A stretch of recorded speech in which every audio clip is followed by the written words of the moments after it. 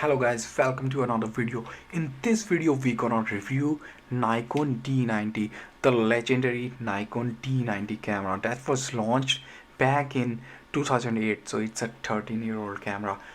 So we're gonna find out whether this camera is still relevant in 2022, 2021 or not. Should you still buy this camera? So guys, if you haven't subscribed to my channel, please do subscribe, because in this channel you're gonna find reviews of all the older and the newer cameras along with the different lenses, and also the photography tutorials as well. So before you watch the further video, please press the bell icon and subscribe to the channel. So let's get into the video guys. So this is how this camera looks. So this was launched in 2008 and this is a 12 megapixel camera. So 12 megapixel is not that less and not that high as well, but it is a fully professional camera because it has the build quality. It is built like a tank. It weighs around 700 grams and the battery life is really awesome. If you charge the battery fully, then it's gonna shoot up to 700 to 800 images.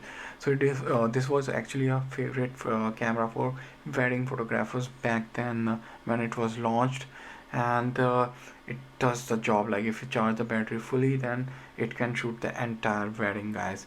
If you talk about the ISO range for this camera, the ISO range is from 200 to 3200 and you can boost it up to 6400. And trust me guys, the low light performance from this camera is really pretty good. It's not that bad and you can still use this camera really well in 2022 and 21 still. It is pretty decent guys.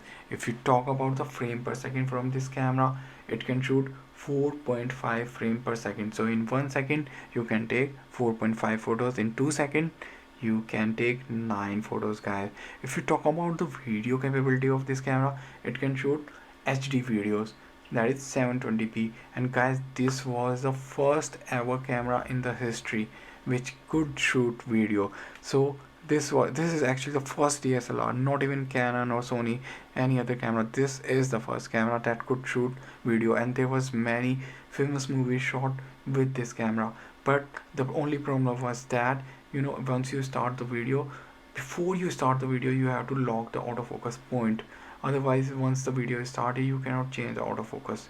If you want to change the autofocus while the video is still being recorded, you have to switch to manual focus using this switch, and then manually focus to change the focus point or the focus location where you want to focus. Beside that guys, this camera also functions exposure bracketing, so you can take multiple exposure shots and get a really nice HDR image with this. Beside that, it has dual dials. So it has a dial on the front and a dial on the back. The front one can adjust the aperture and the back one can adjust the shutter speed. Beside that guys, it has dedicated buttons for everything. So you can see for autofocus point, metering, and for exposure compensation, for changing between like single shot or multiple exposure, and continuous shooting. It has a dedicated button, and on the back side as well it has dedicated button for each and everything. So it is a fully professional camera. Beside that, it has a top LCD screen, so you can see all the settings, so your work become very fast. If you are a professional, you don't want to again and again go into the menu and then change between different settings. You just want to quickly press the button and change the setting and just quickly review on this top LCD and then take the picture guys. So it is a fully professional camera. It is a weather sealed camera and it is built like a tank, so it is a workhorse for professionals still. This camera, when it was launched, that time it was very expensive, but right now you can get this camera very cheaply for around 150 US dollar or 150 euros. So that is a really good price for this camera. You can easily find it on eBay or some other website guys. Now let's talk about the photos that you can take with this camera. So I'm gonna put into the screen the photos that I've taken with this camera, and most of these photos were taken in really low light situation, and despite the low light situation the photos look really nice. They are very sharp and the colors look really good out of the camera, and they were taken with this 18 to 55 kit lens, and I didn't do any editing whatsoever, so they are the JPEG just straight out of the camera, and I personally don't find any problem with this photos. They look pretty nice and decent, so I really like the photos.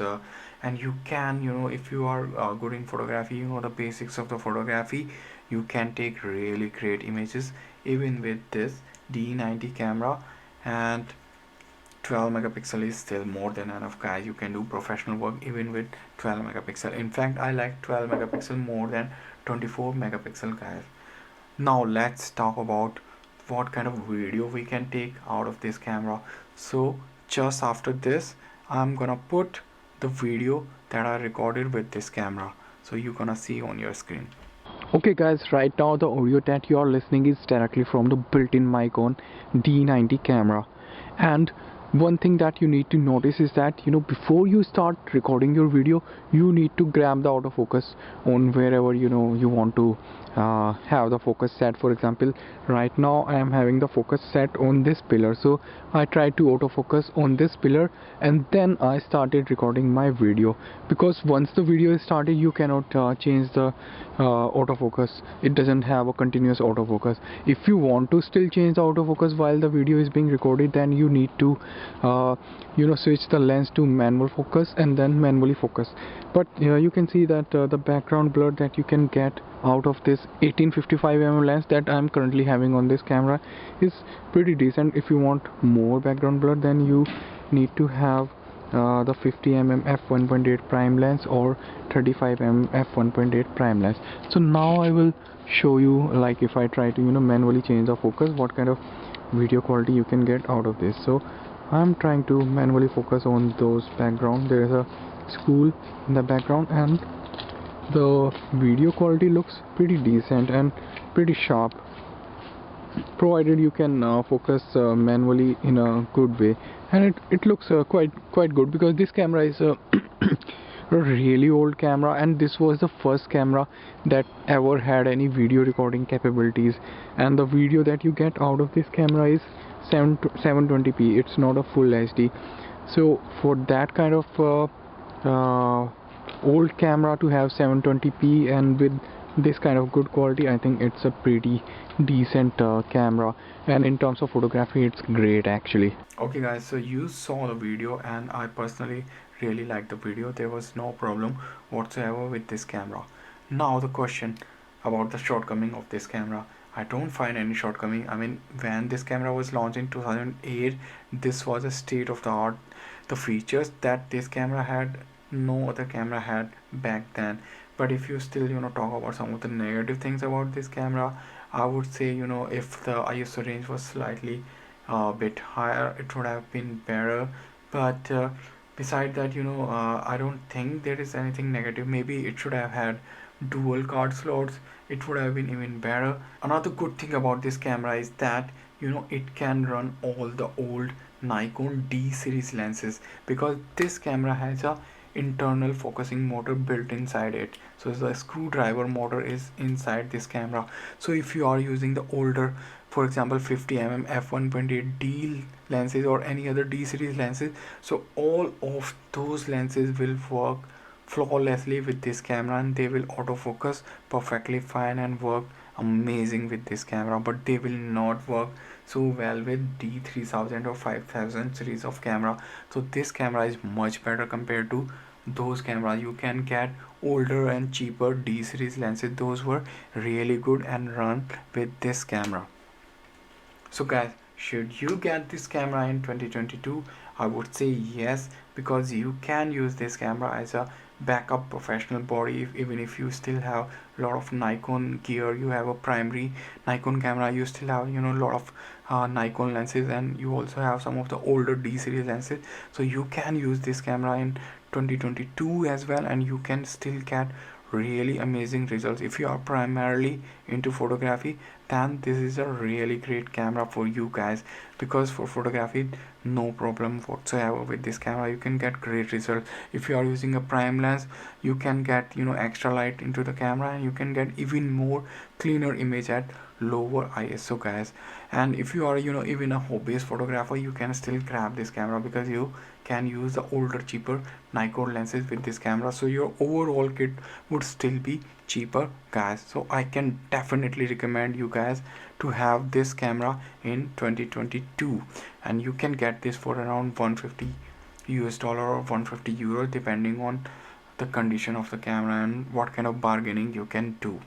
Alright guys, I hope you liked my video. If you like the video, please press the like button, subscribe to the channel, and do press the bell icon so that you always get notified about my new video. If you have any question, you can go and follow me on Instagram. You can see at the bottom of the screen my Instagram ID, and I always reply to each and every one of you. You can also leave a comment below and I will always reply to you, and then I will see you in the next video. Goodbye.